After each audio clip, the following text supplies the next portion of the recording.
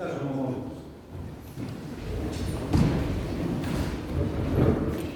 Care nebeski, utešćenju duše istine koji si svuda prisutni i sve ispunjavaš, riznicu od bara i davača života, dođi usili se nas i očisti nas od svake nečistote i spasi blagi duše naše.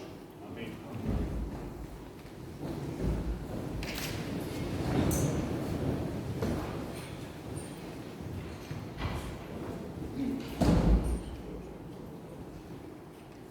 Časni prepodobni oci, dragi prijatelji,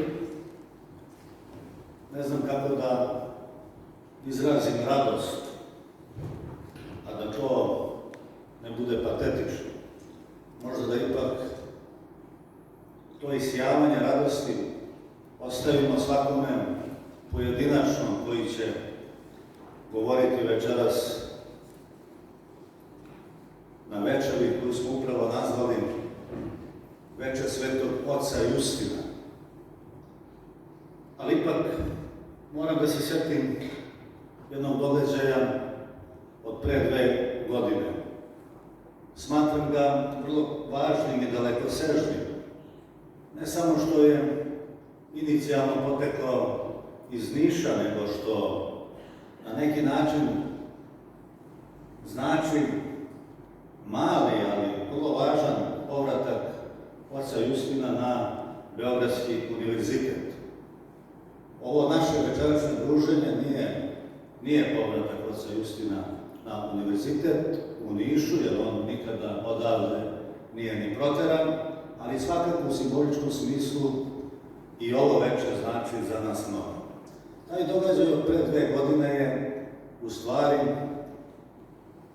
otvaranje Međunarodnog naučnog skupa Misao i misija Svetog Justina Popovića u svečanoj sali Beogradskog univerziteta.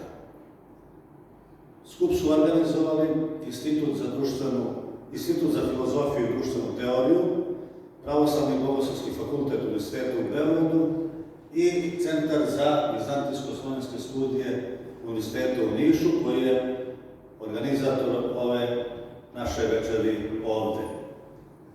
Inicijator tog značajnog skupa je bio dr. Vladimir Cvetković, viši naučni saradnik Instituta za filozofiju i društvenu teoriju, nekada asistent na Filozofskom fakultetu u Nišu i prvi sekretar Centra za crkvene studije. Da nije bilo njegove inicijative i zalaganja i naše male podrške tog skupa i tog povratka oca Justina na Beogradski univerzitet ne bi bilo. I nije se stalo na tome. Iz tih razloga što se nije stalo na tome, večeras imamo zadovoljstvo da predstavimo 3 knjige. Prva među njima i svakako najvažnija knjiga oca Justina, Svetosavlje kao filosofija života. Oca Justina, za kojeg moram reći samo to, ono što sam i tada rekao na otvaranju skupa na Univerzitetu u Beogradu, jedinog svetitelja među profesorima univerziteta i jedinog profesora univerziteta među svetiteljima. Druga knjiga koju večeras promovišemo je upravo zbornik sa naučnog skupa, Misao i misija Svetog Justina Popovića i naravno najnovije izdanje, monografija Vladimira Cvetkovića, Justin Popović, sinteza, tradicije i inovacije. Zaista, da večeras se okupljamo povodom samo jedne knjige, bila bi to velika radost. Ali kada se okupljamo povodom 3 ovakve knjige, to je utrostručena radost. I ne samo utrostručena radost. Verujem da će oni koji večeras govore o ovim knjigama na neki način odraziti deo dara i talenata oca Justina Popovića svojim senzibilitetima. Dakle, jer otac Justin Popović je bio filosof, teolog, književnik, pedagog, revnite i tako dalje, da ne nabrajam. Dakle, večeras ovde među nama govore o ovim delima i u pokušaju da svojim senzibilitetima približe delo oca Justina Popovića, profesor dr. Slađana Ristić-Gorgijev, redovni profesor Filozofskog fakulteta u Nišu, član Centra za vizantijsko-slavenske studije, i da napominjamo na naša dva centra. Zatim, nešto idem redosledno kako ćemo govoriti, i ja reći povodom ovih knjiga. Zatim, dr. Ivica Živković, urednik Glasa eparhije Niške i sekretar Centra za crkvene studije. I na kraju ove tribine obratit će se i dr. Vladimir Cvetković, znači viši naučni saradnik Instituta za filozofiju i društvenu teoriju. Molim profesorsku Slađanu Ristić-Gorgijev da se obrati.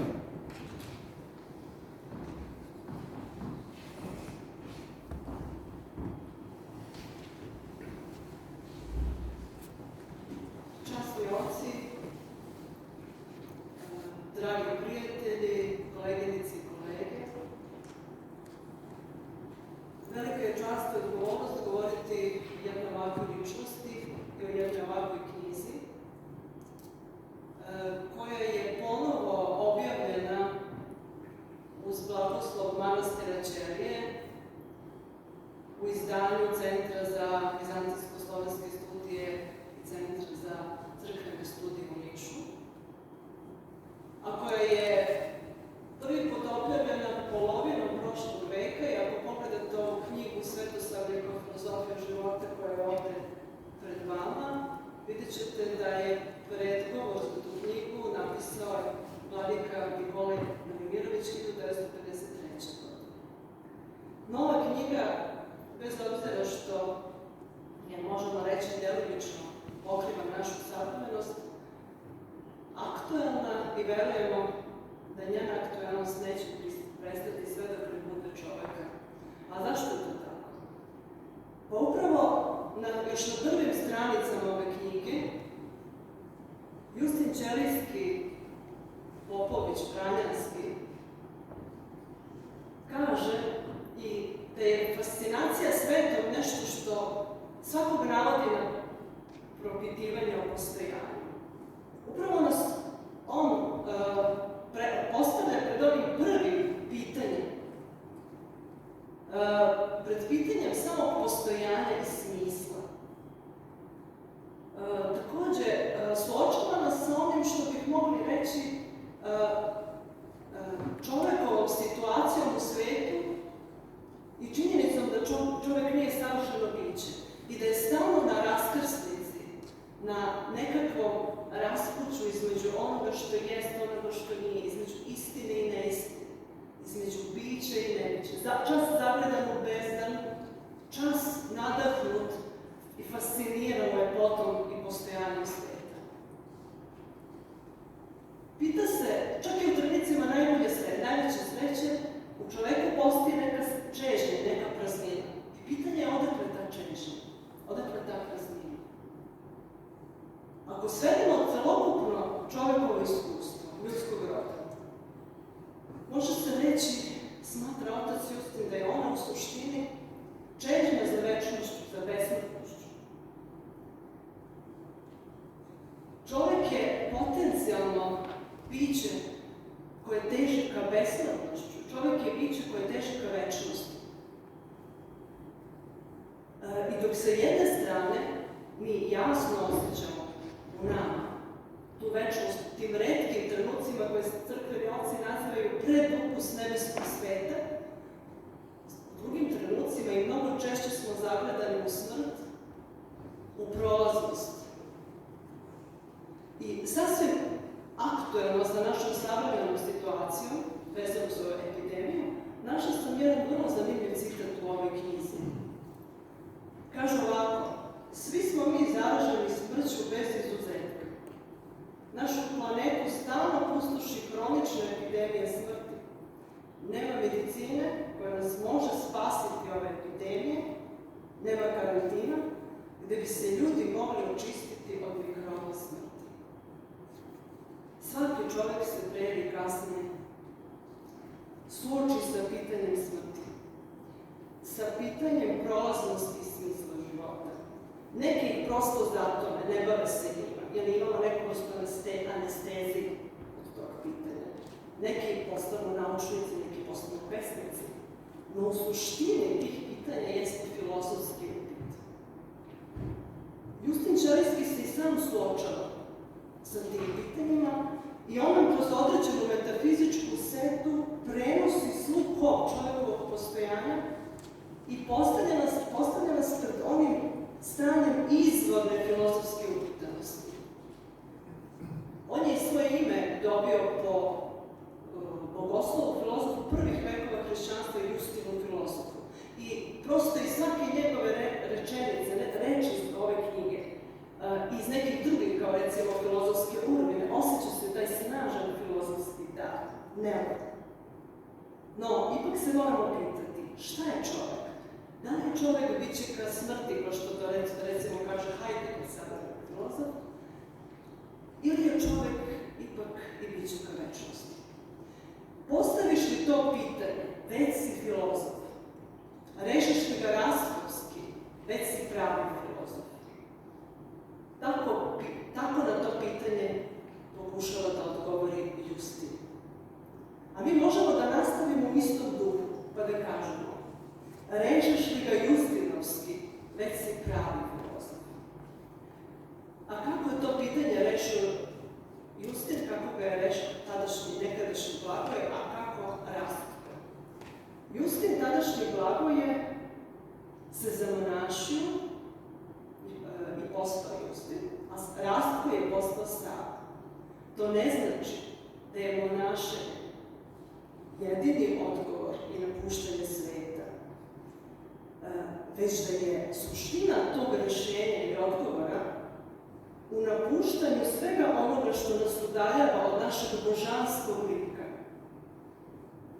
Može delovati pomalo neobično ako kažemo da postoji justinovski ili svetosavski odgovor, jer izgleda kao da umnožavanjem ličnosti udaljavamo se od Hristove poruke, pa postoji neka tendencija da se kaže kako je svetosavlje neka srpska verzija hrišćanstva, koja je udaljena zapravo od izvorne poruke. Međutim, svetitelji su tu da nam upravo izvornu Hristovu poruku prenesu u svako vreme. A koja je to Hristova poruka? Pa ona je sadržana u samoj reči Evanđelja. Radosna vest. Ona znači, čovek je u stvari kroz oblođenje dobio mogućnost Hristovog oblođenja i vaskrsenja, dobio mogućnost večnog života. Ovo može delovati neobično, jer danas smo navikli da nekako hrišćanstvo i sve što se dešava zapravo razmišljamo iz perspektive individualizma. Tako recimo i Nietzsche kaže, prvi i poslednji hrišćanin raspet je na Golgoti. Ali Nietzsche razmišlja upravo, on misli da je čovjek monada zatvorena za sebe. On upravo razmišlja iz perspektive individualizma. Međutim, ako razmišljamo iz perspektive večnosti, pitanje je gde se završava naša duhovnost? Gde možemo reći da se završava naše ja? Da li se naše ja završava sa našim telom ili ono produžava do bližnjeg, do kosmosa? Mi ne možemo da pojmemo naše ja, u stvari. Mi ne možemo da ga pojmemo da je ono ograničeno vremenom i prostorom. Ako je to tako sa našim ja, kako je tek onda sa faktom Hristovog vaskrsenja, koje predstavlja unošenje nove realnosti u organizam čovečanstva? Grigorije Nijski recimo kaže da je svo čovečanstvo nadlična ličnost. U tom smislu, vaskrsenje je unošenje novog ontološkog arhetipskog sadržaja, novog obrazca u ljudski duh, u ljudsku ličnost, kolektivno i individualno. Ukoliko je taj obrazac bliži, utoliko je bolje. Jer teško je razumeti Boga kao apstraktan princip. Kao što ne postoje apstraktna ljubav, već mi uvek volimo neko konkretno. Preko konkretne ličnosti razumemo šta je ljubav. Tako ne postoji ni apstraktni Bog. Bog se preko Hrista približio čoveku, a zatim se svetitelji preko Hrista približavaju ljudima. Znači, svetitelji su produžena ruka Boga do čoveka. I ukoliko je taj obrazac svetitelj bliži, kao što nama Justin, utoliko bolje. Jer kako kaže Pavle Florenski, Boga možemo susresti kroz dušu drugoga. Tako se i mi, čitajući ovu knjigu, Svetosavlje kao filozofija života, na svakom koraku susrećemo sa dušom oca Justina. I svakog reda, i svake reči osjeća se žar, plamen, koji vas može uzvisiti, ali može vas i opeći. Možda je to zbog toga, recimo Nikolaj Vladika Velimirović bi rekao, zbog te njegove orijentalne i južnjačke jednostavnosti i temperamenta. No, taj žar koji se osjeća da čitate njegove knjige, možda upravo iz tog plamena, iz tog žara, deluje da je on prestrog kritičar savremene evropske filozofije i kulture. To je iz razloga što nam svetitelji, pored poruke, radosne poruke o besmrtnosti, o večnosti, prenose i ukazuju i na opasnosti koje vrebaju u vremenu u kojem živimo. A kako je otac Justin naš savremenik, on najpre postavlja, možemo reći, dijagnozu tih savremenih opasnosti. Ja bih tu registrala dva problema na koja pokazuje. Jedan je da smo izgubili osjećaj sve jedinstva sveta, a on dolazi iz osjećanja gubitka Boga. To osjećanje jedinstva sveta, sveobuhvatnosti, punoće, imali su svi stariji narodi, imaju ga recimo i deca. I ako pogledate antičke Grke, vidjet ćete da je za njih svet bogojavljenje, kosmos, ukras. Možda nisu imali savršenu ideju o živom bogoličnosti, ali svet je bogojavljenje za njih. Osjećanje Boga potisnuto je po ocu Justinu u savremenoj evropskoj kulturi pod naletom humanizma, koji je u svojoj izvornoj ideji bio hrišćanski humanizam, a te kasnije nastaje ono što možemo nazvati sekularnim humanizmom. Bog je u filozofiji savremenoj evropskoj sveden najpre na ideal čistog uma, zatim na pojam, a zatim je i kao pojam izbačen iz filozofije, što je dovelo do određenog metafizičkog relativizma. Taj metafizički relativizam neminovno vodi ka etičkom relativizmu, pošto više nemate vertikalu na osnovu koje ćete određivati šta je dobro, šta je zlo. Taj etički relativizam dovodi i može dovesti do nihilizma. A zašto nihilizam? Upravo zbog toga što je čovjek svoje ishodište ne nalazi u apsolutu, nego ostaje sam noseći svu težinu svoga postojanja. On gubi temelj, a gubi glavu. Humanizam u krajnjoj liniji vodi u dehumanizam. Otac Justin Ćelijski vrlo jasno suprotstavlja ideje humanizma teohumanizam. Jer čak i kad bismo želeli da nađemo savršenog čoveka po kojem ćemo meriti ideal humanizma, ne možemo ga naći. Kako ćemo znati koji je taj savršeni čovek? Uvek dolazimo do Boga čoveka. Čak i kod tragamo za savršenim. U tom smislu,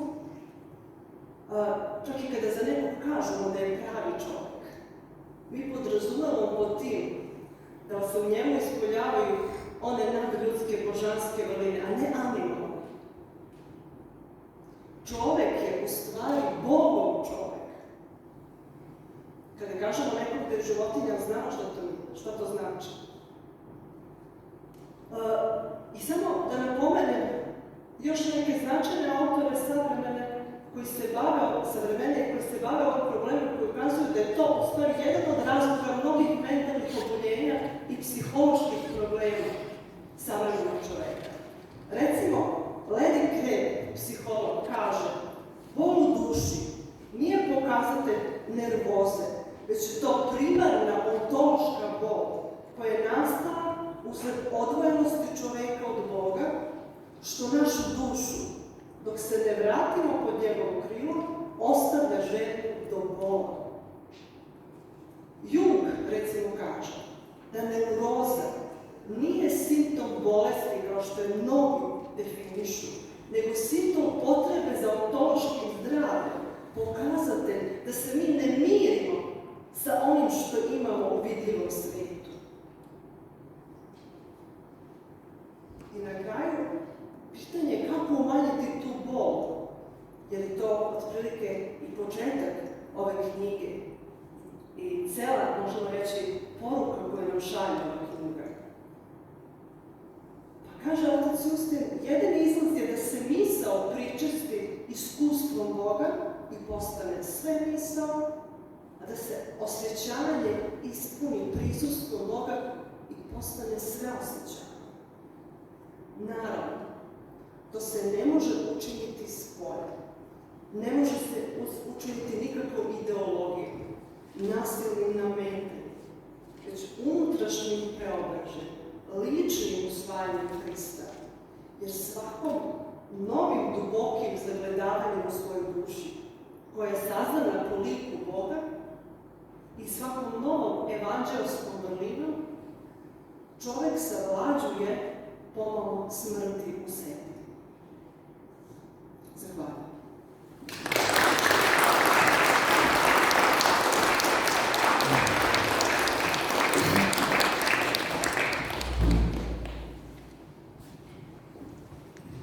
Evo nas sada u ulozi promotera.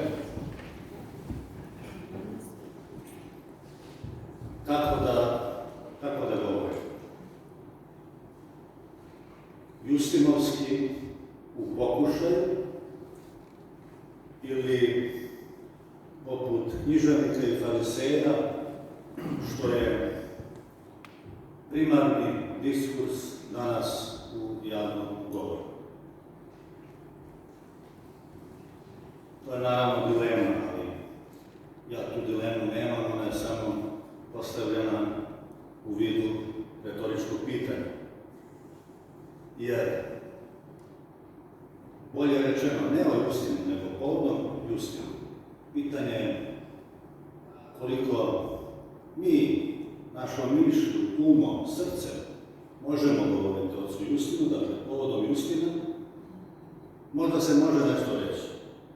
No ni pogledom ne možemo dobaciti do onih visina do kojih se uzdizala reč oca Justina. No da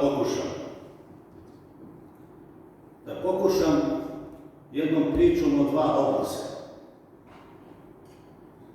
Dva su sudbonosna odlaska iz Beograda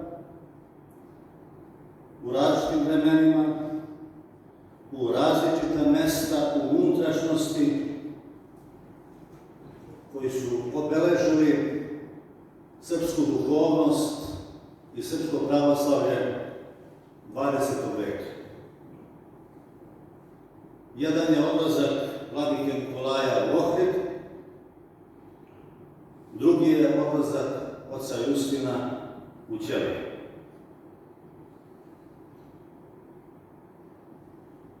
Šta bi se desilo da su ostali u Beogradu ili na nekom drugom mjestu? Evo šta se dešava sa vladikom Nikolajem u Ohridu. Najveći i najglasniji besednik kojeg je Srbija imala, spustio je svoj glas da bi ga čuo mali čovjek i da bi ga taj mali čovjek razumio.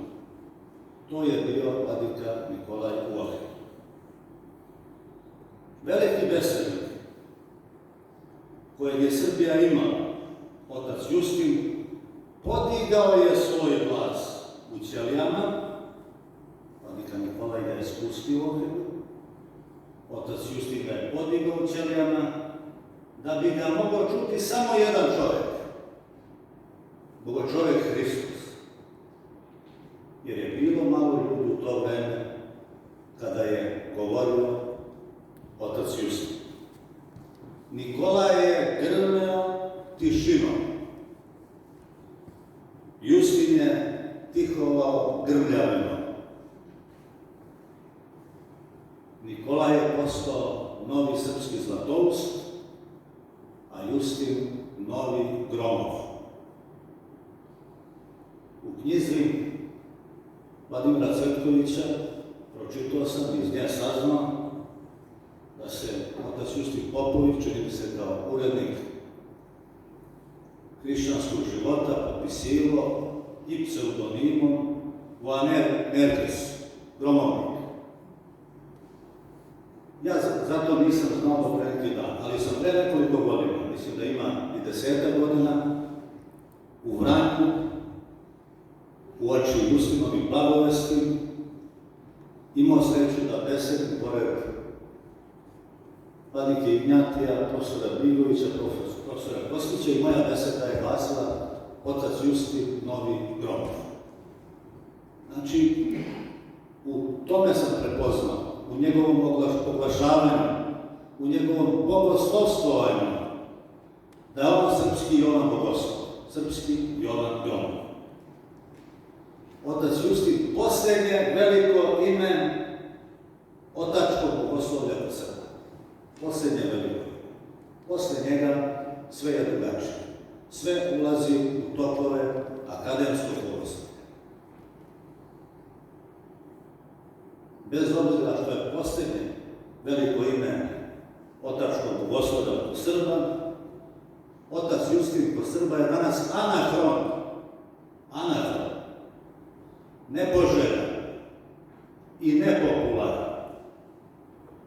Ovo je nešto što pripada drugom toku afirmacije oca Justina. Na delu je dekonstrukcija njegovog izvornog pravoslavnog stanovišta i revitalizacija, odnosno relativizacija njegovih originalnih pogleda na svet, život, na pravoslavlje, na crkvu, na sabornost i sve ono što je bilo predmet njegovog interesovanja i promišljanja. Međutim, jedna od njegovih knjiga koja ne može doživjeti dekonstrukciju i relativizaciju, kako je divno rekao vladika Nikolaj, retka knjiga od retkog pisca, je knjiga Svetosavlje kao filosofija života.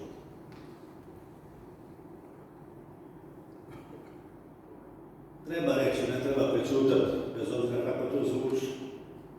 Centar za crkvene studije počastvovan, možda posljednjom, ne možda nego, sigurno, posljednjim blagoslovom, odnosno dozvolom zadužbine Svetog oca Justina Ćelijskog da objavi ovu knjigu i da ona uđe u srpske domove. To ne znači da nije do sada ulazila u srpske domove, a sad ulazi sa dostojnim rukom, sa dostojnom preporukom. I ne zahvaljujući nama, nego zahvaljujući manastiru Ćelije, koje već čini da ta knjiga stigne tamo gde treba da stigne. Jer to je knjiga ne o srpskom nacionalizmu, kako su bezuspešno pokušavali da pokažu i domaći i strani autori.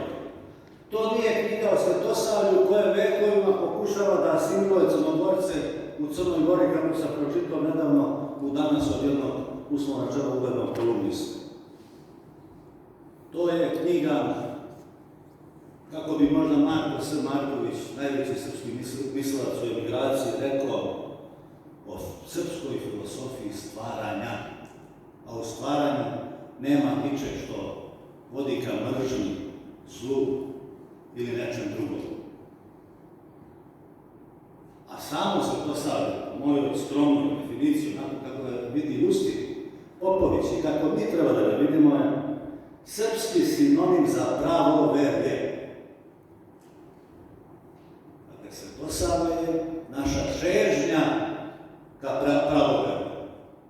I zato je nastao taj izraz Svetosavlje. Da se sačuva pravoverje, ne na srpski način, nego u jednom rodu koji nije ni veći ni manji od drugih. Ali da taj rod koji ima Svetoga Savu i nijedan drugi pravoslavni narod ne može utemeljivačem svoje crkve da nazove uslovno rečeno svoje pravoslavlje ili pravoslavlje univerzalno. Ali Srbi imaju sreću da pravoslavlje mogu nazvati Svetosavlje. I to je privilegija nas, privilegija koje povremeno nismo svesni. Ne želeći time da ništa prigovorimo drugima. U pogovoru ovoj knjizi ja sam rekao neka se ne ljute drugi, ali ova knjiga je nastala iz dubina svetosavskog predanja. I ono čemu se radujem ja, na samom početku nisam mogao da izrazim radost, ova knjiga od ove godine postaje obavezna literatura za 3 predmeta na departmanu za srbistiku na Filozofskom fakultetu u Nišu. Pitao sam jednog mladog teologa ovde kako je stanje danas na jedinoj visokoškolskoj bogoslovskoj instituciji u Srbiji. Rekao mi je da je otac Justin neobavezna literatura. Druga knjiga o kojoj večeras govorimo, to ću stati kada je reč o Svetosavlju kao filozofiji života, je zbornik misao i misija Svetog Justina Popovića, zbornik koji je nastao kao rezultat tog velikog, tog značajnog, tog pionirskog naučnog skupa, bez obzira što smo jedan sličan naučni skup imali u Vranju nekoliko godina pre toga, ali važan je Beograd i važna je misija sad Vladimira Cvetkovića. Govorimo o misiji Justina Popovića, a ovde potenciram tu misiju Vladimira Cvetkovića koju ima na Beogradskom univerzitetu preko Matičnog instituta za filozofiju i društvenu teoriju da organizuje jedan takav skup na Beogradskom univerzitetu. Sećam se suza Matini Kege. Ništa više, samo da je ta radost postojala. Te suze nisu bile plač, te suze su bile radost, znači samo da je ta radost postojala na otvaranju tog skupa, taj skup je zaista uspeo. A pored toga, naravno, 25 autora u ovom zborniku svedoči svako na različite načine šta znači delo Svetog Justina Popovića u njegovom i našem vremenu. Ja bih ovde pomenuo samo autor iz Niša. Vladimir Cvetković, Slađana Ristić-Gorgijev, Sunčica Denić, otac Ljubiša Kostić i Ivica Živković. I niz drugih autora iz Beograda, Novog Sada, inostranstva, članova Međunarodnog centra za pravoslavne studije, retkih profesora sa Bogoslovskog fakulteta, ali imali smo kolege sa drugih univerziteta, sa Univerzitetu u Kosovskoj Mitrovici, Univerzitetu u Novom Sadu i tako dalje i tako dalje. Dakle, ovaj zbornik postaje kao neki zalog za budućnost da se tradicionalno organizuju naučni skupovi od dela Svetog Justina Popovića, jer kao što mnogi pisci imaju u kontinuitetu naučne skupove, Andrić, Verovatno Crnjanski i mnogi drugi, delo Svetog oca Justina Popovića zaslužuje takav kontinuitet. Ja ću samo jednu ličnu impresiju. Kada smo pre nekoliko godina prvi put počeli sa organizovanjem Svetosavskih akademija na Filozofskom fakultetu u Nišu, jedna naša studentkinja iz Vranja je govorila Srnu u izgubljenom raju. A jedan naš student iz Niša je govorio besedu vladike Nikolaja, znači ona beseda o Čele Kuni koju je izgovorio u Engleskoj. Verujte da su profesori koji prvi put čuju te tekstove i studenti koji prvi put čuju te tekstove izašli iz amfiteatra kao hipnotisani. Prvi put su uvačali sa lepotom takvih tekstova. Ja sam napravio pre 2 dana anketu među mladim ljudima od 19 godina, njih 32. Niko nije čuo za oca Justina Popovića. Niko. Od toga 3 iz Vranja. Eto, to je slika naša kada je reč o ocu Justinu Popoviću. iz ovog zbornika želim da, kao izuzetno važan, pomenem predgovor u ovom zborniku, također autora Vladimira Cvetkovića, justinološke studije u srpskom i evropskom kontekstu.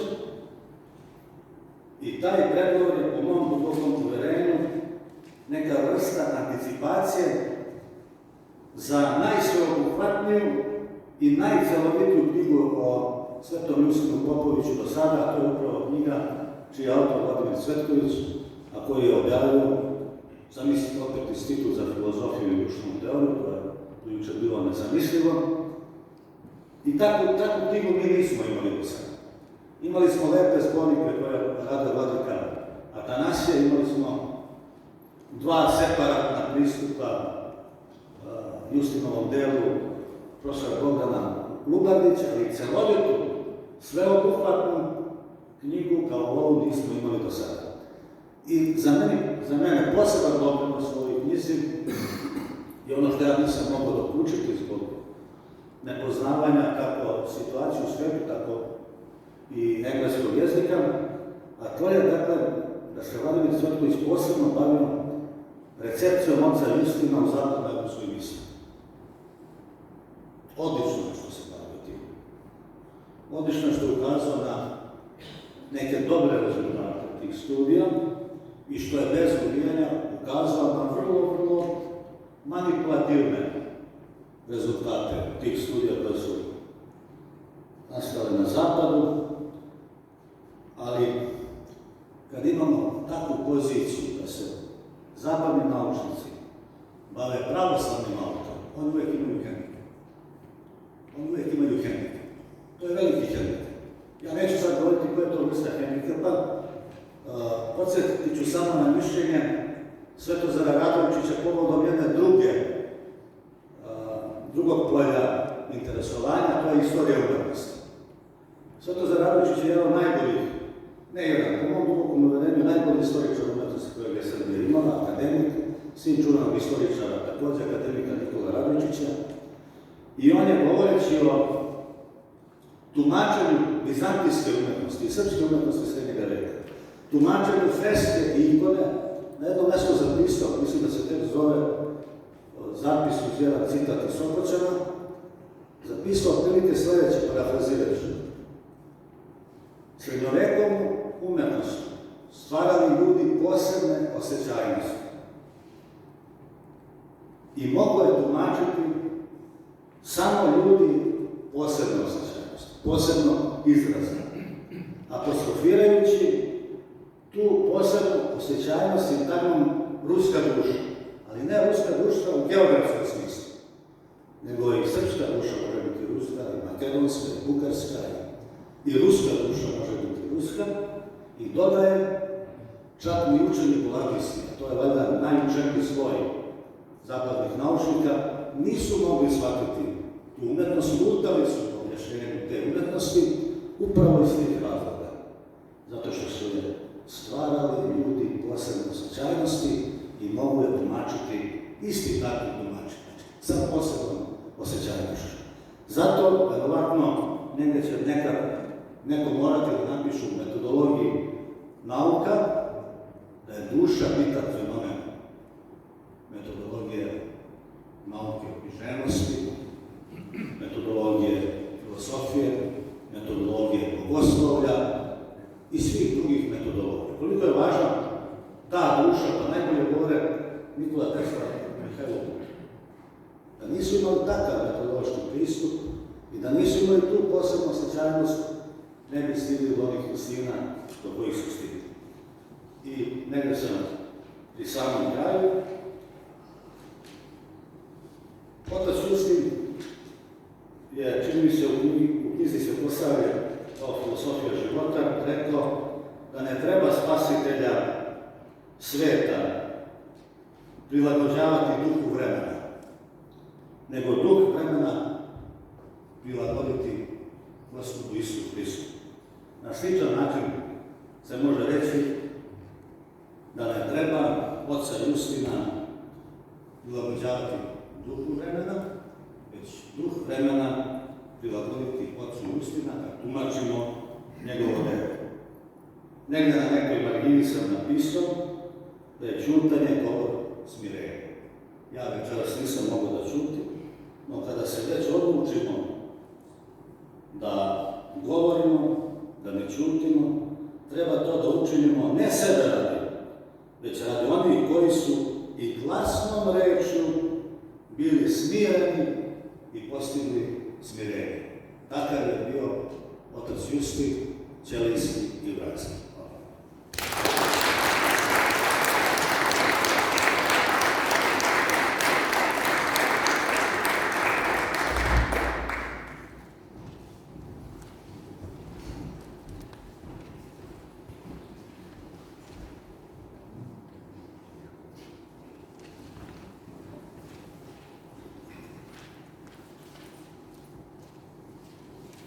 Časni oci, dragi prijatelji,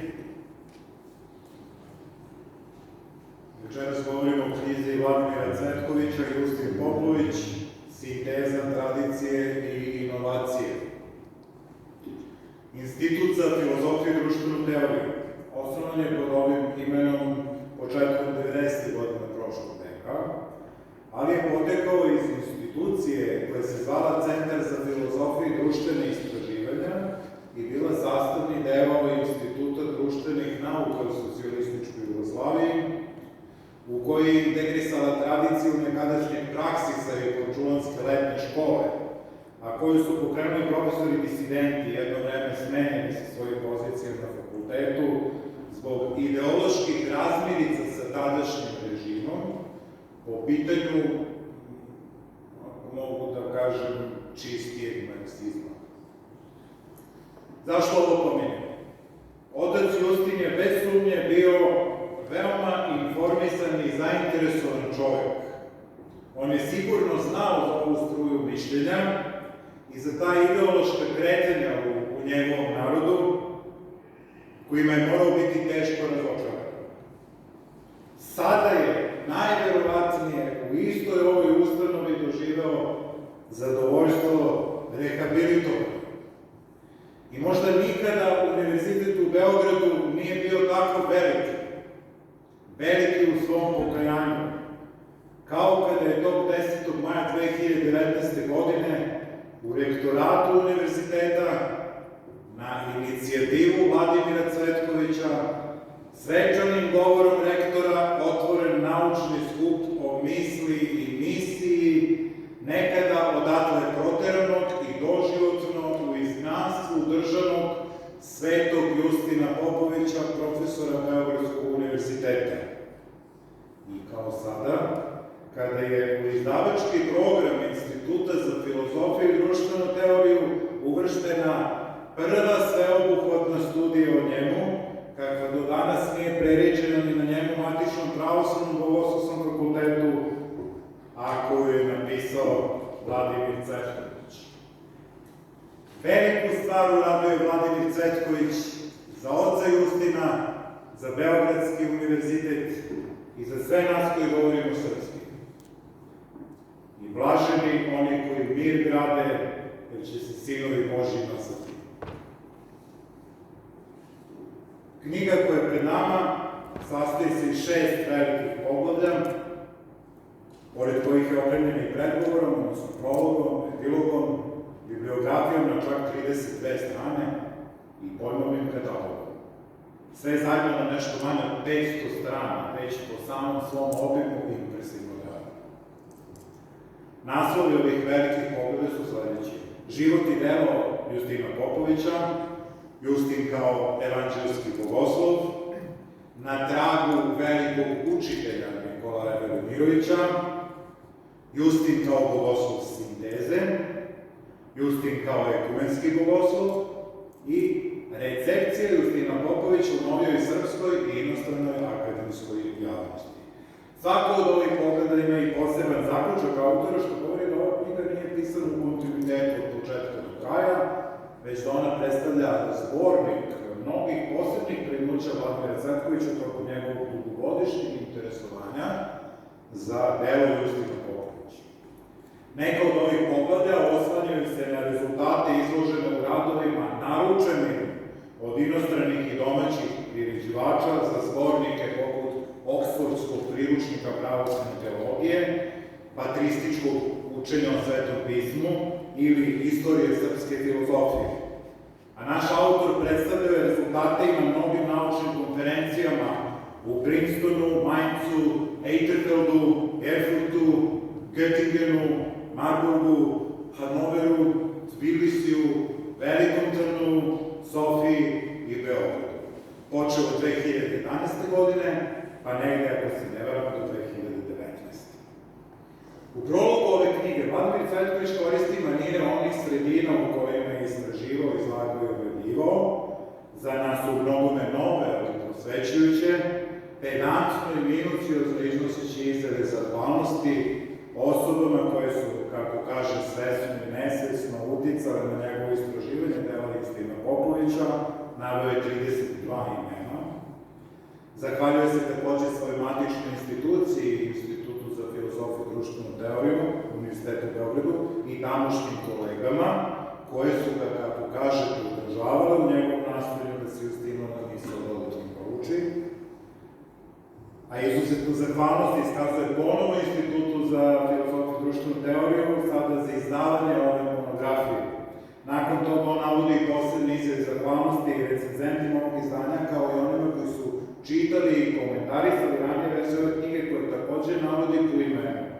Jedna od njih, njegova supruga Karmen Anđela Cvetković, knjigu je posvetio uspomeni na svog nedavno preminulog oca Božidara. Pišući u prvom poglavlju o životu i delu Justina Popovića, autor predstavlja Justina Popovića iz nekoliko relevantnih uglova. Justin Popović kao monah, kao buntovnik, kao dogmatičar, kao mučenik i kao ispovednik pravoslavlja. Poglavlje Justin kao evanđelski bogoslov opisuje kako se Justin Popović snašao u jednoj epohi koja je pretila da naruši simetriju izvora vere, gurajući pomalo pravoslavne mislioce od reči Božje, pretežno ka njenom racionalno doživljenim svetotečkim interpretacijama zvanja sveto predanje, originalan i inventivan u ličnom korišćenju Svetog pisma, tradicionalno u njegovoj bogoslovskoj upotrebi, kaže Vladimir o ocu Justinu. Za Justina, kako sjajno pokazuje Vladimir, sveobuhvatnost Svetog pisma proizilazi iz njegove potvrde života. Kao vrhunski hermenetičar, hermeneutičar Svetog pisma, koji je upozoravao na opasnosti od redukcije u tumačenju, ovde valjano nabrojanih, Justin je nedvosmislen da samo evanđelske vrline osposobljavaju čoveka za razumevanje reči Božje, ali tek kroz crkveni život, odnosno život u crkvi kao zajednici svih svetih, svaki čovek može ne samo napredovati u vrhunskom životu, već i pravilno razumevati i ispunjavati reči Svetog pisma. Justin Popović imao je tu sreću da lično upozna i da živi kao savremenik svog, posle Svetog pisma i Svetog apostola Pavla, najvećeg bogoslovskog autoriteta, vladike Nikolaja Velimirovića, vrhunskog evropskog intelektualca koji je na putu svog duhovnog razvoja postao pravoslavni podvižnik. Između dva svetska rata, imajući u vidu istorijske prilike i nacionalni identitet crkve, nastala je potreba za novim promišljenim crkve. Iz kritike nacionalizma, kako govore podnaslovi Vladimira Cvetkovića u ovom poglavlju, nastala je nova srpska eklesiologija. Pogođeni crnom slikom evropskog kontinenta, nastalom posle krvavog rata, Prvog svetskog rata, najpre Nikolaja, potom i Justin, stvaraju kontranarativ sekularnoj konstrukciji Evrope. O tome u trećem poglavlju piše Vladimir Cvetković u ovoj knjizi, što je jako važno kao odgovor i na danas aktuelne kampanje protiv imena i časti vladike Nikolaja i oca Justina u ime, moram tako da kažem, vlade time ispravi, vulgarnog prosvetiteljstva i humanizma današnjice. Poglavlju Justin kao bogoslov sinteze pričat ću više sa svojim kolegama teolozima, teolozima, ovde je reč o tajni čovekove ličnosti i poznanja, što je bila tema Justinove doktorske disertacije u latini, zatim o Hristu bogočoveku i bogočoveštvu u Hristu, o svejedinstvu i sabornosti koje se ostvaruje tajna Hristova. Vladimir Cvetković detaljno razmatra veze između Justinovog dela sa dve najznačajnije bogoslovske sinteze u svetotočkoj prošlosti, kod Svetog Maksima Ispovjednika iz 7. veka i kod Svetog Grigorija Palama iz 14. veka.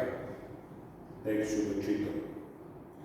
Najopširniji deo knjige predstavlja oca Justina kao ekumenskog bogoslova. Šta je ekumenizam? Da li je pravoslavna crkva ekumenistička ili antijekumenistička?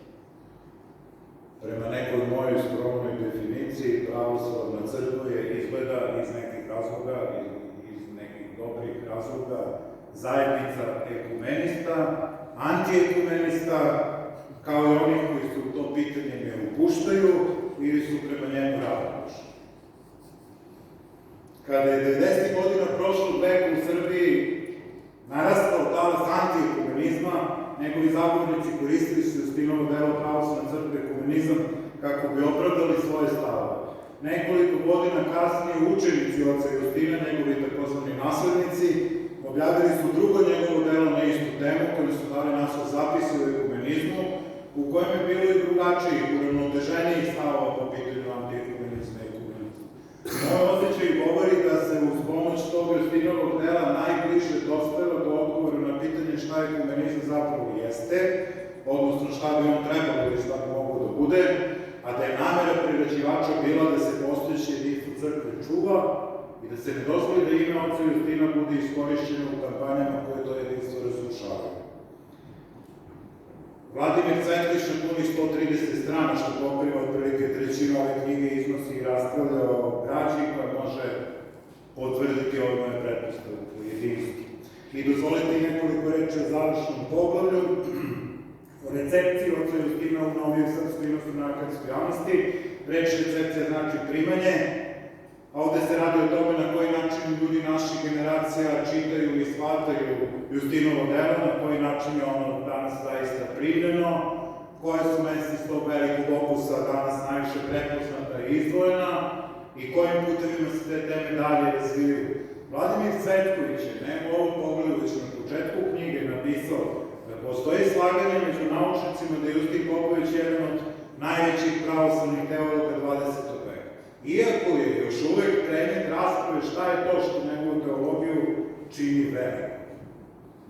Dok ostale pravoslavne mislioce nije teško povezati sa njihovim specifičnim bogoslovskim doprinosom, kao na primjer Sergija Bulgakova sa sociologijom, Georgija Florovskog sa neopatrističkom sintezom, Hrista Jana Rasa sa ontologijom ličnosti i mitropolita Jovana Zazula sa separatisom i dosiologijom, nije lako odmah odgovoriti šta čini Justinovo nasleđe.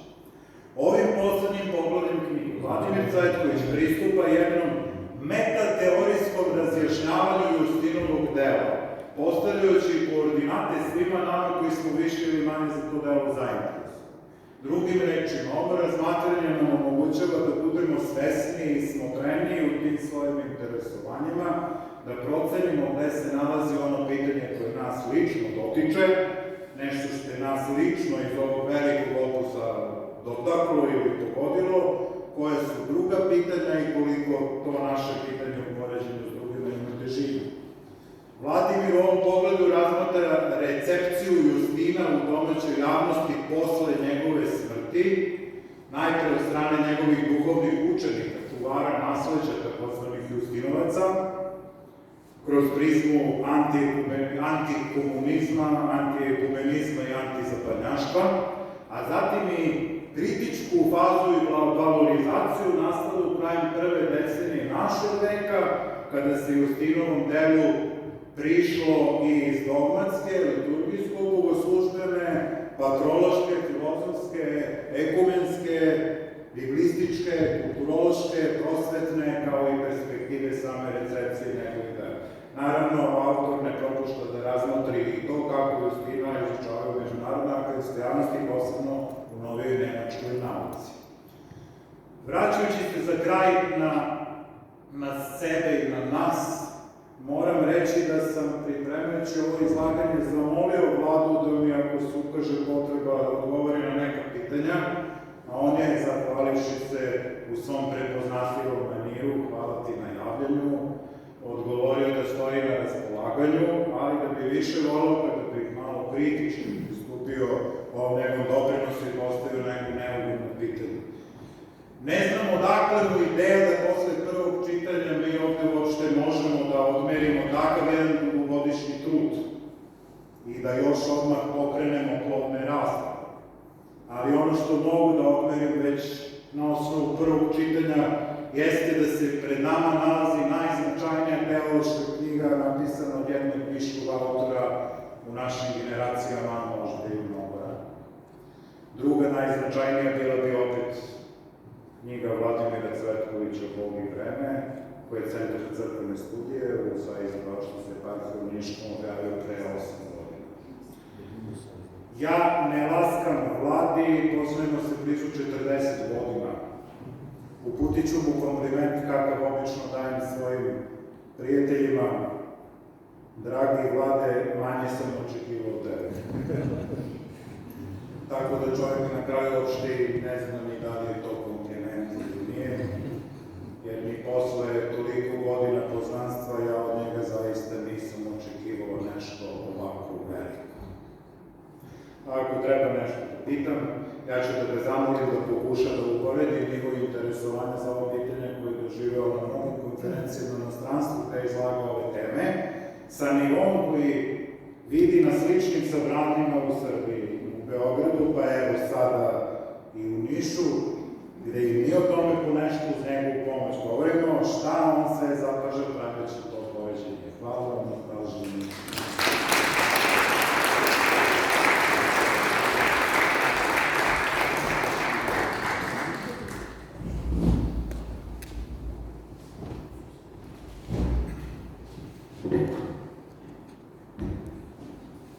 Časni oci, dragi prijatelji, dame i gospodo, veliki pravoslavni teolog Georgij Florovski je često svojim studentima pričao da očekuje da će na njegovim predavanjima da slušaju nekim idejama koje dolaze, obuzimaju ljude i onda ih ponesu da su pogrešili mesto. Da on na njegovim predavanjima govori o ličnostima. I ja ću umesto neke 3 ideje koje nose ove 3 knjige govoriti o 3 ličnosti. Prvo, da počnemo sa ovom knjigom. Misija i misao Svetog Justina Popovića. Ovo je stvarno jedan veliki apsurd. Da jedan institut, to je moja matična kuća, Institut za filozofiju i društvenu teoriju Univerzitetu u Beogradu, koji je 90. godina pravio dekonstrukciju Justina Popovića, koji su tada prvo objavljeno delo na stranom jeziku, to je doktorska disertacija Tomasa Bremera, koja je i objavljena ovde u Gradini, Niškoj Gradini, i koju je finansirao tada Nebojša Popov. Organizuje jedan skup posvećen ovom autoru.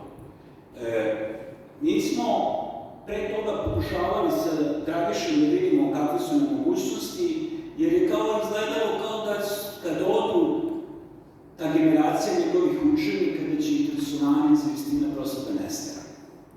Poslali smo poziv i prvi koji se javio na taj poziv je bio mitropolit Beogradski. Znači, onaj koji je najzaslužniji, među najzaslužnijima za promovisanje njegovog dela, ali ne samo kroz knjige, kroz pisanu reč, nego kroz život, kroz ono što je radio 40 godina svog monaškog života, je bio prvi koji je prijavio temu. Mi smo naravno zahvalili se, tu je Bogdan Ubrnić, profesor, koji je prvi, da kažem, pionirski krenuo u osvajanje justinološke misli, ne prekritički, ne glorifikacijom, nego jednom ozbiljnom, kritičkom oštricom, da kažem. I zahvalili se, pozvali mitropolita. Nažalost, mitropolit toga dana nije mogao da otvori skup, zato što je istog dana bio zakazan sabor Svetog arhijerejskog sabora, to je bilo 2019.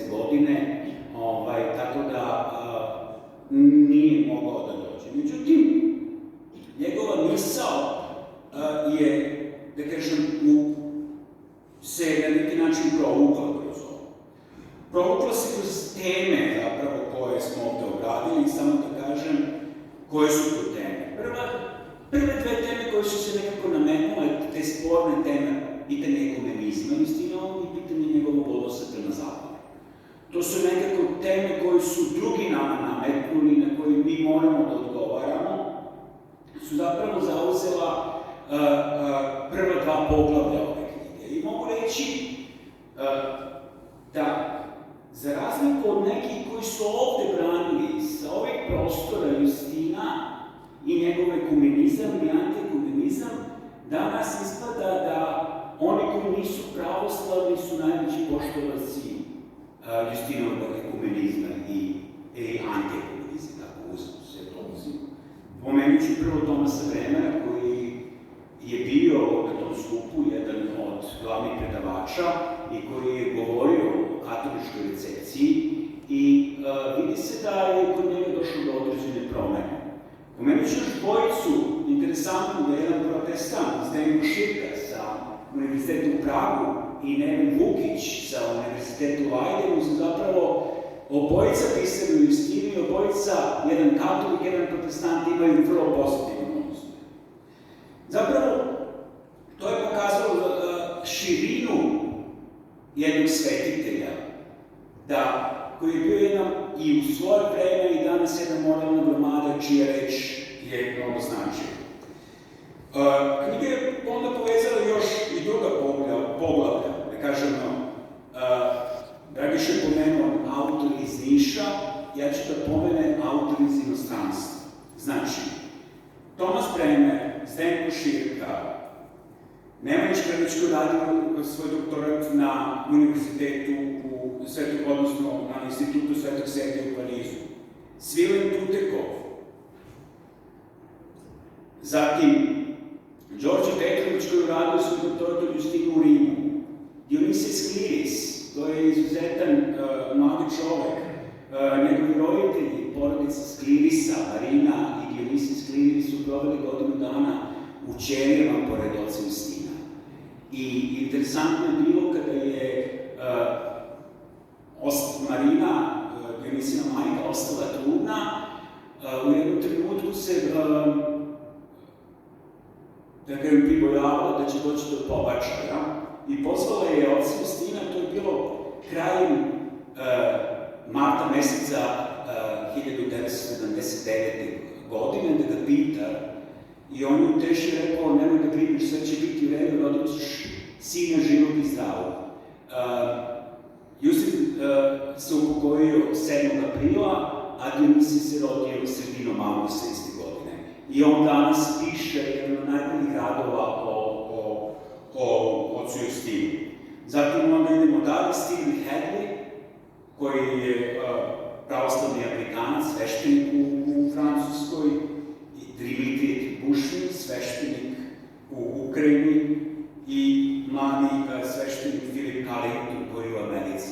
Samo da kažem, to je ono što je nadahnilo mlade ljude, jer govoriti i pisati na srpskom jeziku, čitati Justina nije teško, zato što je on dostupan, ali iz ono malo literature probrati i čak mnogi od ovih ljudi su učili srpski da bi mogli da ga čitaju.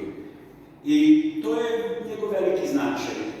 I mislim da on prelazi sada, da on prešao, kao što svetitelji prelaze zapravo svojim dejstvom granice svoje crkve, konfesije i postaju svetitelji i dobročinitelji za sve ljude, tako je i otac Justin kao naučnik bio on više, da kažemo, naš srpski, on je, da kažemo, sve pravoslavni i sve hrišćanski u toj meri. I ono što je pri štampanju ovog zbornika, pošto je Ministarstvo prosvete i Ministarstvo prosvete nauke i tehnološkog razvoja podržalo ovu konferenciju, koja jeste bila značajna u tome, što jeste to bila jedna apologija, jedna restauracija Justina, ne na onaj način koji je Nektarij Eginski dobio zapravo to izvinjenje Aleksandrovskog univerziteta, ali to je strašno bilo značajno i tu su se dve neke žene interesantno spojile, da pomenem Ivanku Popović, rektorku bivšu, i Mati Glikeriku, i u tom susretu se pokazalo zapravo da je, da kao da je Justin tamo bio, kao da on spojio svoj univerzitet i svoju crkvu.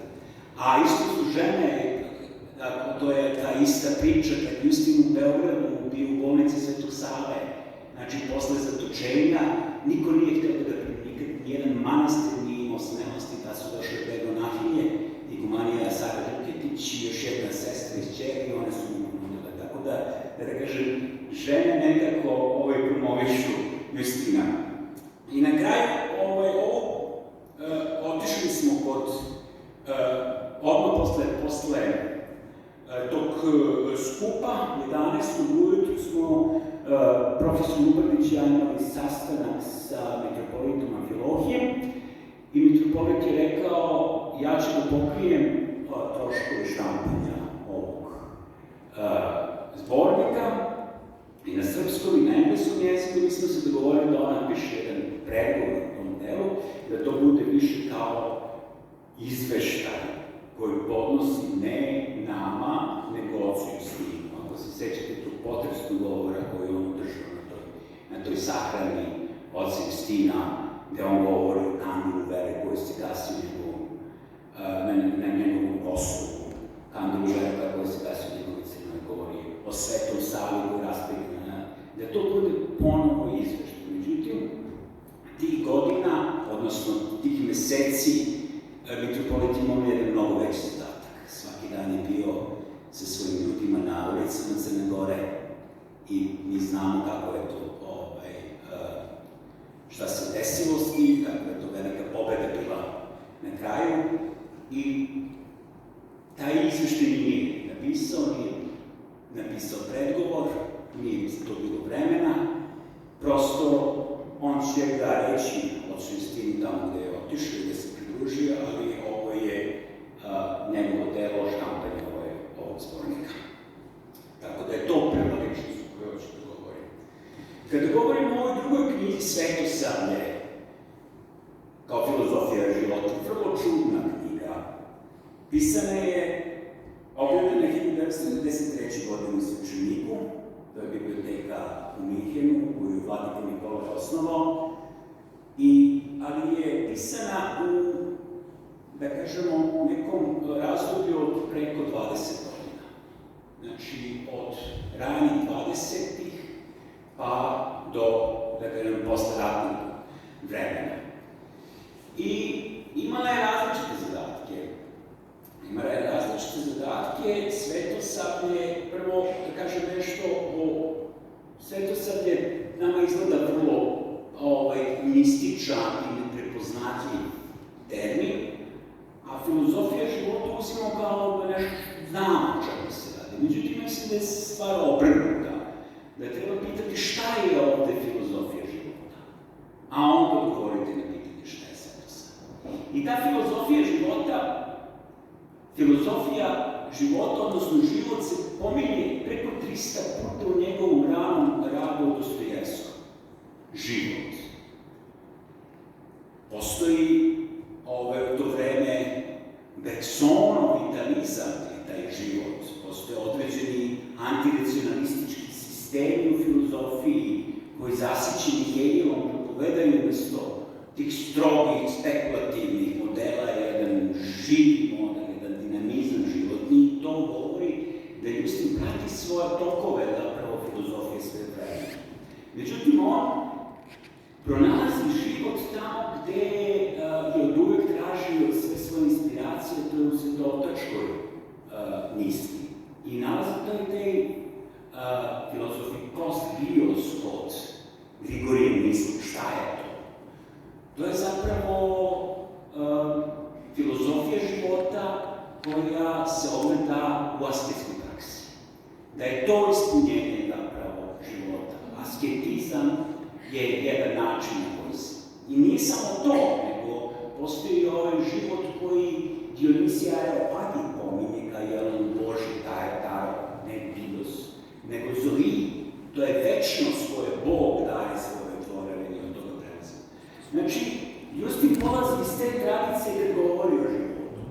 I ostaje zapravo asketizam i asketa, podvižnik u svom prilazu Svetom Savi.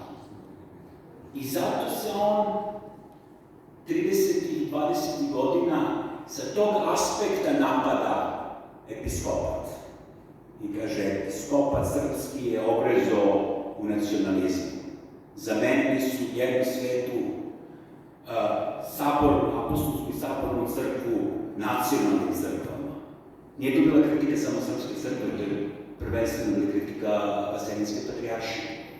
Pa zatim ustaje protiv sveštenstva, srpskog sveštenstva. Srpsko sveštenstvo je pregrlilo materializam. Zaboravili su na molitvu.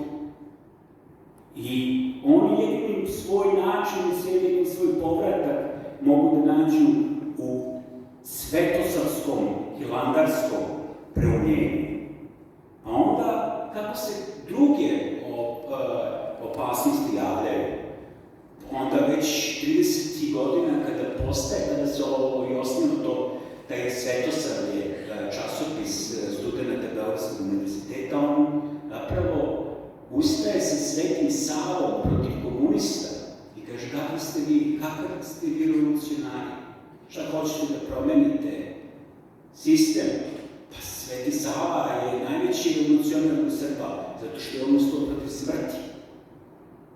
Isto tako, 40. godina, 37. protiv konkordata, on uzima Svetog Savu i govori zapravo da jedino Sveti Sava može da pobedi crnu nema, kako on nazivao, to je papizam.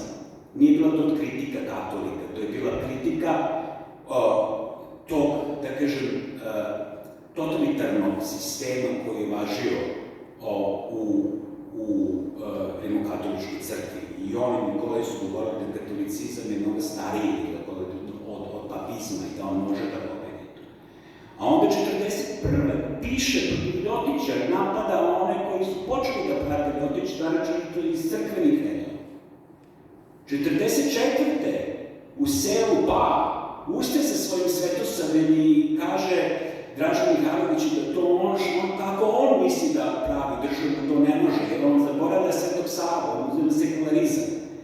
Tako da svaka nema koja je napala srpski narod u tom trenutku je zapravo bila odbranjena ili se branila Svetim Savom i Svetosavljem. I tu je ono, često sam naputa govorio u ovoj sali i često puta sam gledao ovako prvi red u jedne cipele. To su bile cipele našeg patrijarha Irineja, koji je isti taj svetosavski kultus. I to njegovo svetosavlje je izviralo iz istog onog izvora koji je Justin govori, iz tog asketizma, iz tog pristupa životu. I zato je on svetosavlje i prihvatio na taj način i živeo ga. Jer Justin kaže na jednom mestu, u jednoj od beseda na grobu vladike Nikolaja, Srbija koja je počela Svetim Savom morala je da se završi Kosovo. Srbija koja je počela asketizmom mora da se završi mučeništvo. I to je ono što je zapravo i kod vladike Irineja, kod patrijarha Irineja bilo taj asketizam ga je nosio u odbrani Kosova. I mislim da njega nije bilo na ovom mestu ovo vreme, makoliko to će vreme suditi da bi možda to već bilo izgubljeno. Ovako je to jedna priča koja je ostala u amanet drugim da brane i da očuvaju kao što su ljudi čuvali ranije. I na kraju dolazim do ove treće knjige. Jedan od najvećih pravoslavnih filozofa, odnosno teologa, mitropolit Jovan Ziziulas, je uvek znao da kaže, uvek kad nešto pišem i nešto razmišljam, pitam se kako bi do toga pisao i o tome razmišljao vladika Atanasije Jeftić. I ja isto, na ovu knjigu sam pisao uvek na umu šta će vladika Atanasije Jeftić reći. I I to je na neki način ne samo to što je on poznat čuvar tog nasleđa, zato što je za njegovog života izašlo 22 toma samo sabranih dela i još, da kažemo, desetine tomova drugih dela, zbornika o Justinovom delu i Justinovih dela, nego zato što je on na neki način uticao na neki moj put. Davne 90. još kad sam student bio u Beogradu, slučajno sam ušao u Sabornu crkvu i tada je otac Atanasije držao jedno predavanje o nekom monahu ruskom koji je bio u Sibiru i za 50 godina njegovog misionarskog rada pokrstio 17 ljudi.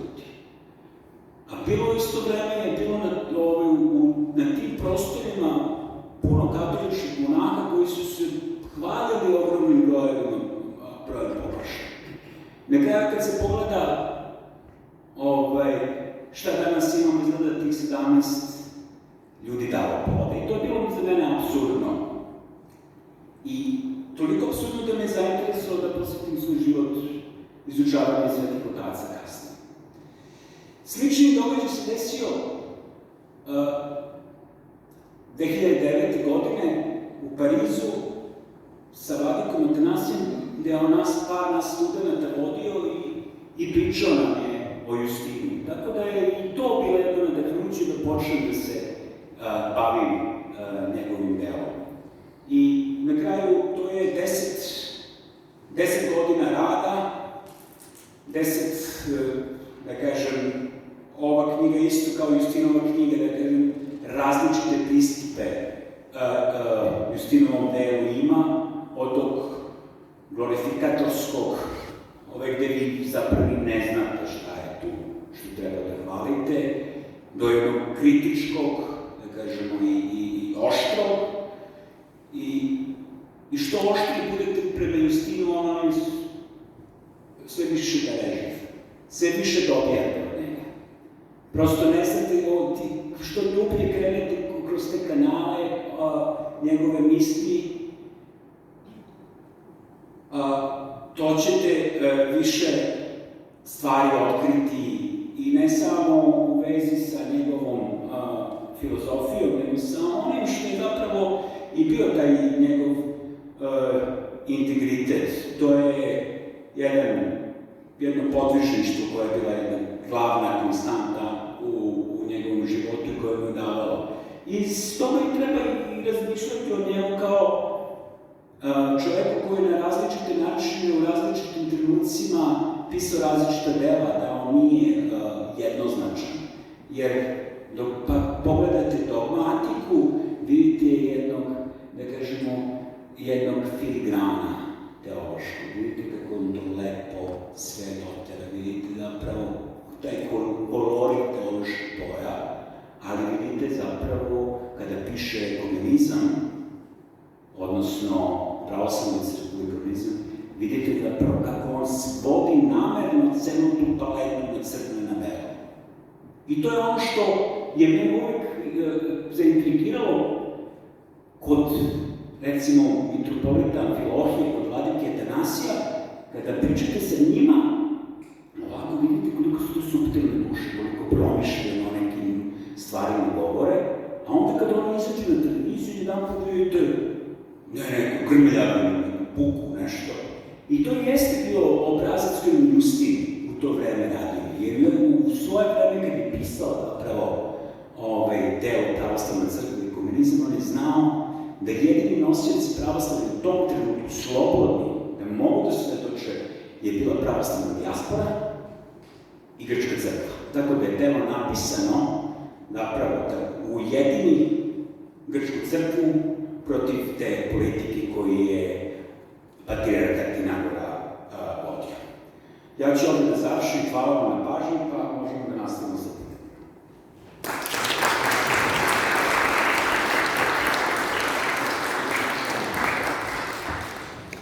Hvala svim.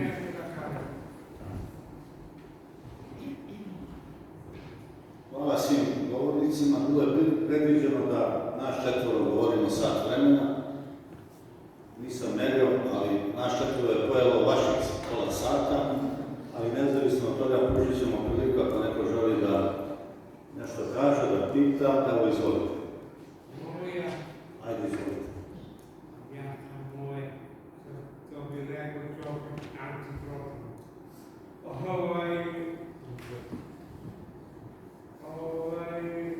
Imam dva pitanja, mislim,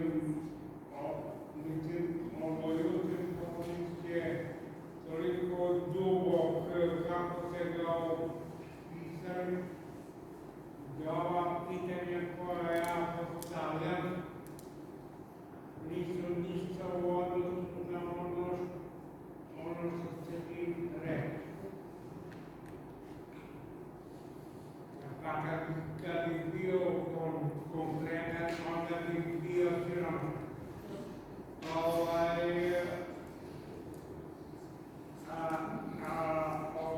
Uporedili ste Nuća sa Justinom Popovićem. I postoje dve paralele u odnosu na to. Kada je Gospod Isus Hrist, odnosno Petar pitao Isusa, a šta će biti sa ovim?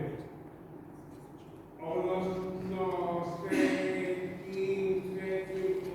Jovanom. On je rekao, ako ja hoću da on ostane živ dok ja ne dođem, ostaje tebi to. Znači, Gospod Isus Hrist je podržavao individualno. Međutim,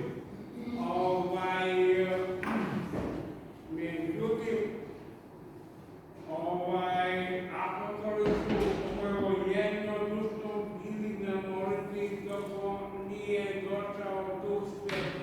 Znači, ipak ima i ova individualnost, a ima i ova kolegijalnost, odnosno kolektivizam.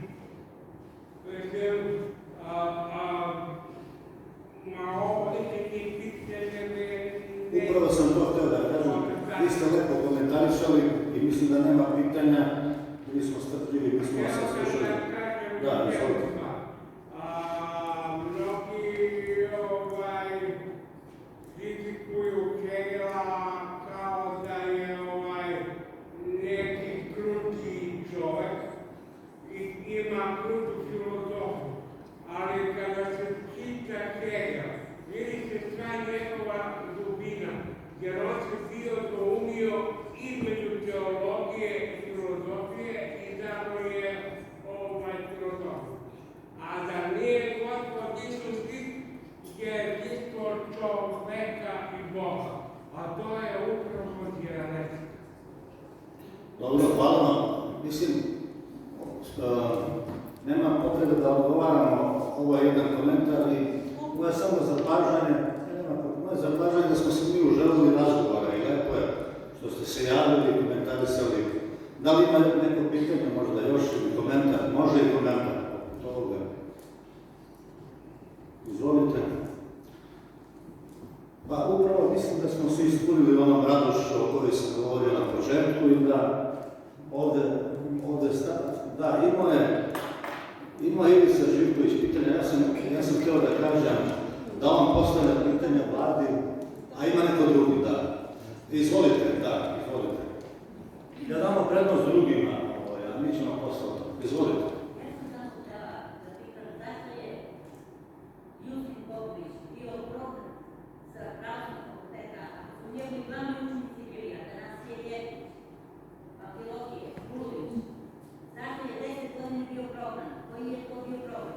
I drugo, ja hoću autora sve priča, ali mi nije jasno kako nije rekao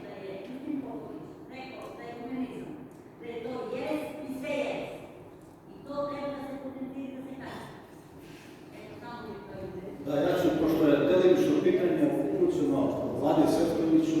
Tačna je vaša konstatacija, postoje dva progonstva oca Justina. Ja sam o tome govorio na otvaranju naučnog skupa Misao i misija Svetog Justina Popovića i govorio sam u svom referatu ko su učenici oca Justina koji nije objavljen u ovom zborniku, ali bit će objavljen uskoro.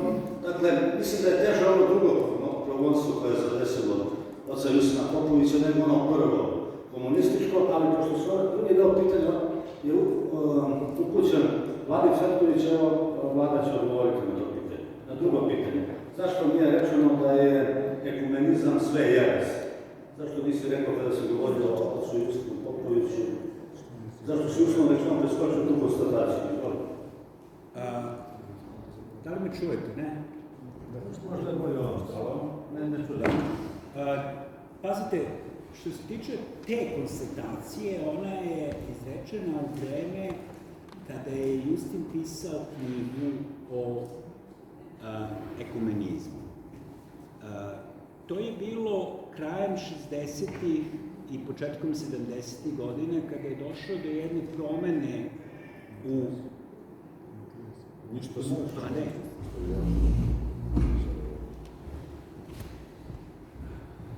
Sada je bolje. Prvo,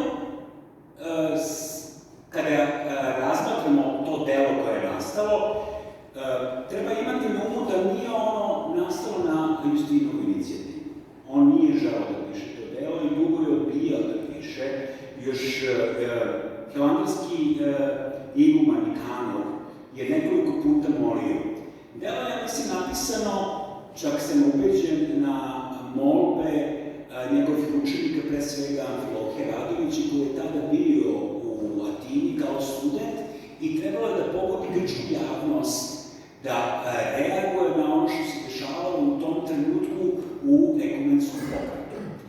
A ono što se dešavalo u tom ekumenskom pokretu je da je jedan prvobitni pravoslavni ekumenizam koji je nosio njegov najbolji prijatelj, da kažem, iz tih vremena, možda ne Petar neće najbolji prijatelj, ali možda najbolji teološki prijatelj, pored Vladike Nikolara, Georgije Forovski. On je bio u svi pionir ekumenskog pokreta. Znači, od najranijih skupova, od Edinburga, od Amsterdama, učestvovao je u osnivanju Svetskog saveta crkava i on je početkom 60-ih video da dolazi do jedne tendencije u ekumenskom pokretu da se teologija zamenjuje napravo crkvenom diplomatijom. To znači da su učeni teolozi često bili previđani, a da su zamenjeni velikim crkvenim dostojanstvenicima. To je, da ne pomenemo naravno Atinagoru, patrijarha Vaseljinskog, ali najviše se to moglo vidjeti kod politiku mitropolita arhijepiskopa Jakova u Americi, arhijepiskopa američkog Jakova. I počelo je da u tom trenutku kada on piše Svetski savet crkava počinje da dobija neke prerogative crkve. Znači, ono što se Forovski veoma dugo suprotstavljao da zapravo ekumenski pokret i dalje ostane jedan forum za teološki dijalog, je počeo da se previđa i počeo da se pravi jedna super crkva. I zato on govori o tome da to jeste napravo sve jeres, zato što na jednom mestu dovodi sve one konfesije koje nisu spremne da se pokaju, kako on kaže, pred Hristom. I da se u crkvu ponovo uđe kroz pokajanje, nego je pokušano da se ulazi kroz dijalog. I zato nije on protiv toga, čak je, ako pogledate, to ima u knjizi, ali to je jedno od njegovih predstavki Svetom sinodu, da pravoslavni teolozi imaju dužnost i obavezu da učestvuju u ekumenskim skupovima, ali je uvek bio protiv učešća episkopa, sveštenika i bilo kakvog ritualnog ili službenog karaktera tih skupa. I to je ono što. Sad što se tiče progona, to je, pazite, poslednji koji je bio, imate niz episkopa koji su učenici Justina Popovića, koji su bili dekani Teološkog fakulteta u Beogradu. Znači, da pomenemo, Vladika Artemij nije bio u akademiji, prosto nije bio, Atanasije Jeftić je bio nekoliko mandata, mislim da je Amfilohije bio jedan mandat dekan, Irinej Bulović bio 2 mandata, a onda ispada da je čudno zašto je to. Ja mislim da je to zapravo bio neki način da se napravi mali otklon onih generacija koje su to učile od Justina, zato što je to bio deo programa koji su njihovi profesori, episkopi na neki način predstavljali. I opet mogu bi reći da jedna nova teologija tih godina je došla, to je teologija mitropolita Zizioulas koja je osvojila te mlade duhove. Prosto, Justinova dogmatika je smatrana kao prevaziđena, jer je ona pisana po nekim modelima koji su važni za ruske dogmatike 19. veka, koje je naše ministarstvo preuzelo, dok je ovo bilo čistljivije i lepše, nekako prijemčivije. Tako da je zapravo, nove snage su, htjeli da promovišu novu teologiju, ali opet sad se vraćamo na Justina, tako da je ono nezaobilazno.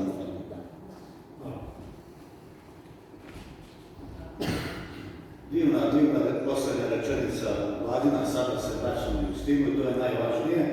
Evo, izvolite.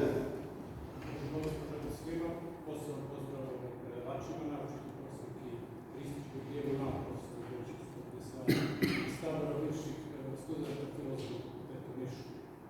Moje pitanje je, čitajući sad pisanje u Evanđelju diplomatu, samo jače, 23. glavi Evanđelju diplomatu u 19. stihu, naš Gospod je rekao, ne zovite oca nikoga na zemlji, jer vaš je otac na nebu.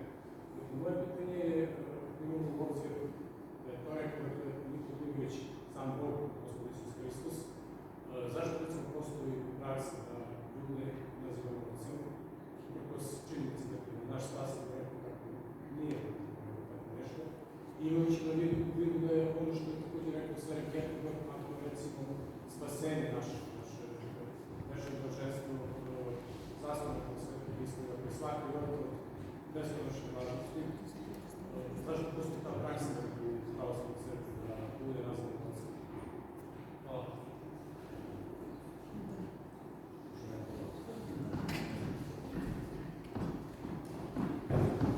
Kolege, ja nisam sigurna da smo vas dobro čuli. Čini mi se da ste pitali nešto, evo probat ću da prevedem, nešto vezano za svetitelje i za način na koji ih poštuje pravoslavna crkva. Ne, zašto postoji praksa, zovemo ljude, ako je naš Gospod Isus Hristos rekao da ne zovemo nikoga druga ocem do našeg Oca koji je na nebesima. Kakva praksa? Kakva praksa? Ovo je sad treba nekako nazivu veće posvećeno Otcu Hristu. Hoćete da kažete da imamo određeno idolopoklonstvo prema njemu? Ne, nismo što su bili su tamo posle držanje moje. Dobro, ja sam pokušala da prevedem, ali mislim da je moje izlaganje bilo povezano sa tim da se prosto ne klanjamo Otcu Justinu, niti se klanjamo kao Bogu, niti se klanjamo Svetom Savi, nego upravo poruci Hrista Oca. Čini mi se da je delimično, da sam delimično to pitanje pokrila. Ako sam vas dobro čula i razumela, oprostite, nisam sigurna. Da li imali još pitanja? Izvolite, očeo. Pa evo, profesor, da vam se zahvalim na ovom zaista divnom veče i Vladimiru Cvetkoviću koji nas je upio oko ove knjige. Mislim da samo ovako njegov južački temperament i mogu da napiše ovu knjigu o jednom zaista našem gorostosu Justinu Popoviću. Verujem da to nije samo plod njegove inicijative i želje, nego da je sigurno sam da i Justin Popović, koji se sigurno nalazi u smo ga i nadahnuli i pomogli u svemu ovome. I ono što je možda najbitnije u celoj priči, to je da Justin Popović, makoliko misli neki da je prevaziđen, kao smo malo pričuli, ova knjiga potvrđuje upravo suprotno, da on nije prevaziđen, kao što ni Sveti Sava nije prevaziđen. I zato mislim da povratak Justinu Popoviću nije samo prežvakavanje neko, nego stvari povratak onim pravim iskonskim vrednostima. A pošto zaista živimo jedno veoma smutno vreme, možda nikad kao do sada nam nisu potrebne reći i Justina Popovića, opet Svetoga Save kroz njega, a to je povratak onim iskonskim pravim ljudskim vrednostima, jer citirat ću Arsenija Boko, najvećeg rumunskog teologa i veoma poštenog u Rumuniji i u svetu, koji kad se molio Bogu da se smiluje na ljude, i pomogu. Međutim, Bog mu se javio i je rekao, ne možeš da me moliš da se ja smilujem na ljude, nego moli se da se ljudi menjaju. I to je u stvari možda i suštinska poruka Justina Popovića i uopšte naše pravoslavne crkve, a to je poziv na promljenje, na promenu. Naravno, Božja milost je neizmjerna, ali kao kaže patrijarh Pavle, hoće da pomogne, ali samo ako ima kome da pomogne. I to je, mislim, i ostane poruka Justina Popovića, koji govori kroz Sveti Sava kroz njega, pa je sad da Vladimir Cvetković to, verujem da oživljava kroz ovo zaista obimno i vrlo značajno delo. A to je povratak pravim vrednostima, promljenje, i zaista je bitno da svako nas sebe preispita, da vidimo kakav je to naš odnos prema Bogu i prema bližnjima, i da zaista se vratimo onim iskonskim vrednostima, a bez pokajanja, bez tog podvika, mislim da je jako teško doći do toga. I samo da završim jednom molbom u stvari, a to je znam za vaš veliki trud da se u Nišu otvori Bogoslovski fakultet. Nažalost, to je vjerojatno delimično usporeno. Jednostavno, moja molba je da se sa time nastavi. I recimo, meni je jako žao što na Teološkom fakultetu nisam imao ni jedno pitanje iz dogmatike Justina Popovića.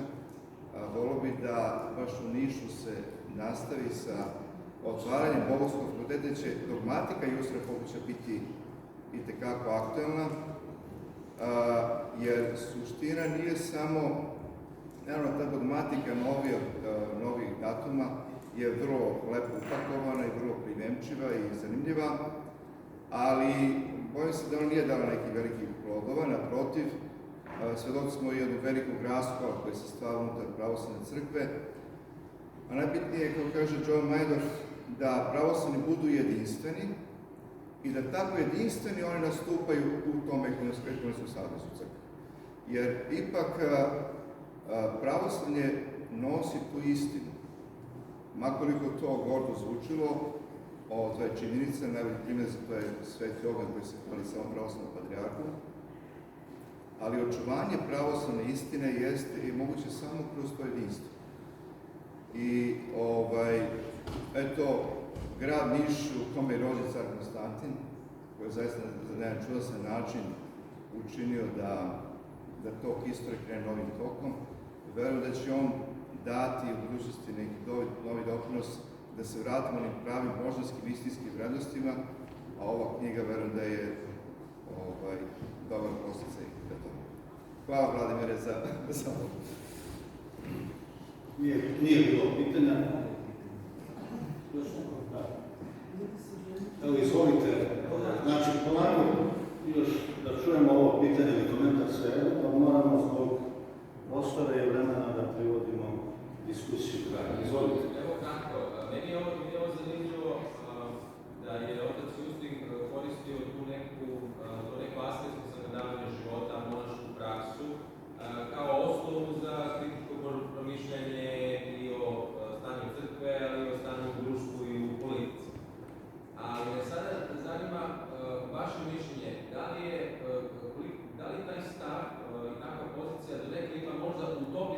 karakter, imajući u vidu da je monaški pokret i u srednjem veku bio prosto deo srednjovekovne kulture,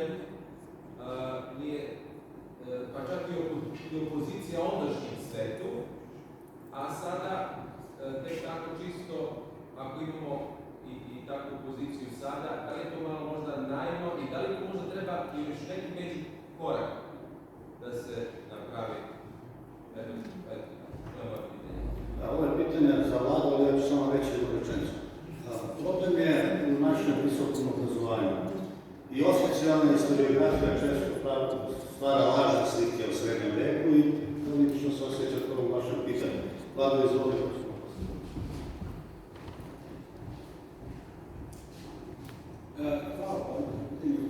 Ja mislim da nije njegova namera bila da on preporučuje Beliča monaštvo i monaški pokret, već upravo asketizam, odnosno podvižništvo, koje ne mora da bude samo vezano za manastir.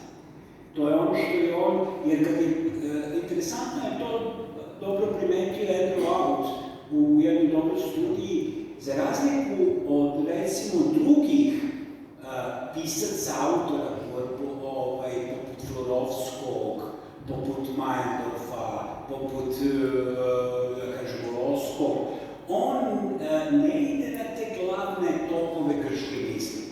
On se ne hvata za Maksima Ispovednika, za Grigorija Niškog, za Vasilija Velikog, već se hvata za pustinski svetovac Sirijski, za svetog Makarija Egipatskog, za svetog Isika Sirina. To zapravo pokušali, to je ono, oni se zovu protopalamisti. Ima to je interesantno kada on piše, to je Vladika Atanasije objavio molitvenim dnevnik prvih, da kažemo, 5-6 pisama, pisanih u Latini 1921. godine, gde on kaže 3000 metanija, ne znam, 300, vođenje sebi i onda ide, i onda opisuje zapravo doživljaj koji se njemu javlja. To je isto kao Sveti Simeon, ovaj bogoslov, kao opisuje svoje mističko iskustvo. I to je na neki način značajno, zato što to ne mora baš za monahitu, za svakog.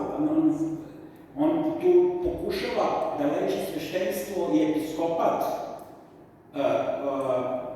podvižništvo. Mislim da nije to prestalo kod njega, čak da je on doveo, pogledajte kad je interesantna samo činjenica, posle on grani bogomoljice i kaže neka se srpski episkopat ugleda na bogomoljački pokret.